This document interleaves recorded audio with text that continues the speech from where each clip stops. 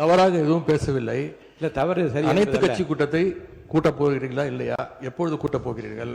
இன்னொன்று, கர்நாடக முதலமைச்சர் சொல்றாரு, முதலமைச்சர் இங்கே வர தேவையில்லை, தமிழ்நாடு முதலமைச்சர் இங்கே வர தேவையில்லை, தண்ணி நாங்கள் கொடுக்க முடியாது, தண்ணி இல்லை அப்படின்னு கர்நாடக முதலமைச்சர் சொல்லியிருக்கிறார்.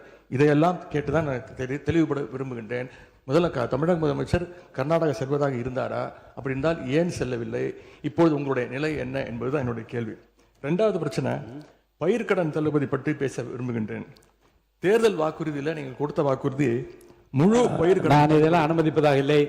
உங்களுடைய 56 விதியின் கீழ் கொடுத்திருக்கிற கடிதத்தில் ஒட்டி நீங்கள் நிறைய சொல்லிவிட்டீர்கள். நான் உறுப்பினர்கள் பேச வேண்டும். கவனத்தை ஈர்க்கின்ற அந்த நேரம் முடிந்து விட்டது. நான் அடுத்த உறுப்பினரை பேச அழைப்பேன். ஹெட்டிங் வேண்டாங்க. நான் என்ன சொல்ல, நீங்கள் பாருங்க, உங்களுக்கு பேசுவதற்கு மாண்புமிகு எதிர்க்கட்சி தலைவருக்கும் மாண்புமிகு எதிர்க்கட்சிகளுக்கும் பேசுவதற்கு நிறைய அவகாசம் வேறு வேறு மானிய கோரிக்கைகள் வருகிறது. அப்போ நீங்கள் விரிவாக விளக்கமாக நீங்கள் பேசுங்க, பதில் சொல்வதற்கு அமைச்சத்தை இந்த ஒரு முடிங்க.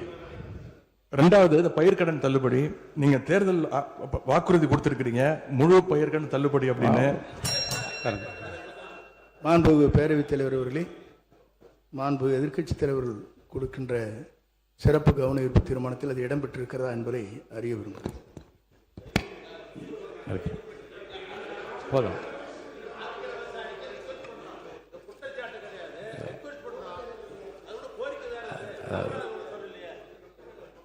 பாருங்க, கவனத்தை ஈர்க்கின்ற அந்த பிரச்சனை மாறி இது வேறு வேறு திசைகளிலே செல்லுமானால் எந்த பிரச்சனைக்காக இதனை அனுமதித்தனோ அந்த பிரச்சனை நிறைவேறாது. அவர்கள் கூர்ந்து இதற்காக தான் நாங்கள் விவசாயிகள் போராடிட்டு இருக்கிறாங்க. நீங்கள் பயிர்க்கடன் தள்ளுபடி முழுமையாக கொடுப்போம்னு சொன்னீங்க, கொடுக்கல. இதையும் சேர்த்து தான் அங்கே விவசாயிகள் இங்கே போராட்டத்தில் ஈடுபட்டு இருக்கிறாங்க. எவ்வளவு டைம் தேவைப்படும் அப்படின்னு சொல்ல வேண்டும். அதே மாதிரி டெல்டாவில் இருக்கக்கூடிய அனைத்து தரப்பு விவசாய சங்க பிரதிநிதிகளையும் சந்திச்சு பேசுகிற மாதிரி முதலமைச்சர் அவர்கள் ஒரு கூட்டத்தை கூட்ட வேண்டும். மூன்றாவதாக, குறுவையில் நஷ்டத்தை சந்திச்சிருக்கக்கூடிய விவசாயிகளுக்கு இந்த அரசு உரிய இழப்பீடு வழங்கணும்னு கேட்டுக்கொள்கின்றேன். எங்களுடைய ஆட்சியில் 6.5 லட்சம் ஹெக்டேர் அளவுக்கு குறுவை சாகுபடி நடந்துச்சு.